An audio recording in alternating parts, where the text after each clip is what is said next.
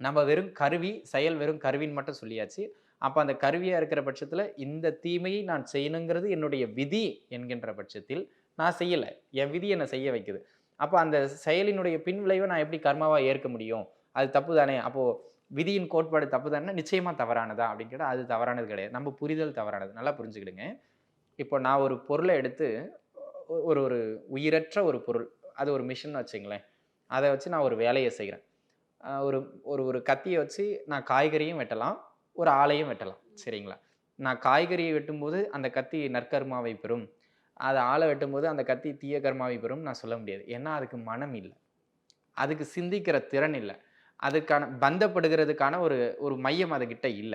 அப்போ நான் என்ன கமெண்ட்ட குடுக்குறேனோ, அத செய்ற கடமையை மட்டுமே அது ஏற்று செய்யும். அதுகிட்ட சுகமோ, துக்கமோ, அது நன்மையா, தீமையா சிந்திக்கிற அதிகாரம் கிடையாது. நல்லா புரிஞ்சுக்கிடுங்க. நம்ம ஒரு சூழ்நிலைக்குள்ள வேற வழி இல்லாம போய் நிக்கிறோம். அந்த கெட்ட செயலை செய்வதற்கான சூழ்நிலையை உருவாக்கியது நம்முடைய ஜாதகம். அது நம்ம கர்மாவின்படி தான் உருவாக்குறோம். அப்ப நம்ப அங்க போய் செய்றோம்னா, அது இறைவன் தானே அங்க கொண்டு போய் நம்மள நிறுத்துறார்ன்னு பல பேருக்கு கேள்வி. அப்ப இறைவன் என்ன தவறான ஒரு செயலை செய்ய வைக்கிறதுக்கான உந்துதலை கொடுப்பவன் இறைவன். அப்ப எப்படி அந்த கர்மா என்ன சேரும்? அப்ப ஆட்டி விக்கிறவன் அவன், நான் கருவி மட்டும் தானே அப்படின்னு.